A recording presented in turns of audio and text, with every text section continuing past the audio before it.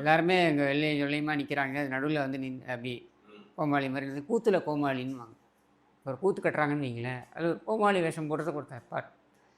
அவர் வந்து தப்பு சொல்ல முடியாது. அவர் என்டர்டெயின் பண்ணணுன்றது அவருடைய வேலை. இவருக்கு இயல்பாகவே வருது அந்த நகைச்சுவை அப்படின்றது.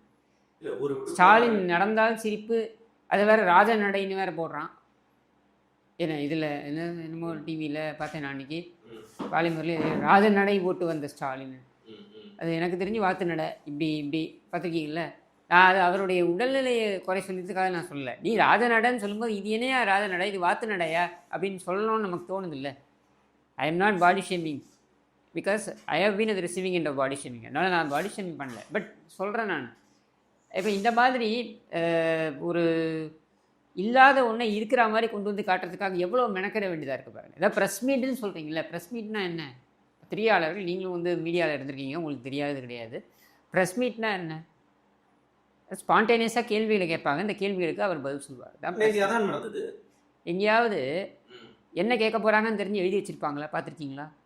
அவர் அப்பம்பேரே துண்டு சீட்டை பற்றி தான் படிக்கிறார், இது வேறு விஷயம். ஆனால் இந்த ப்ரெஸ் மீட்டில் என்னென்னா, இவங்க என்ன கேட்க போகிறாங்களோ அதுக்கு தேடுறாரு.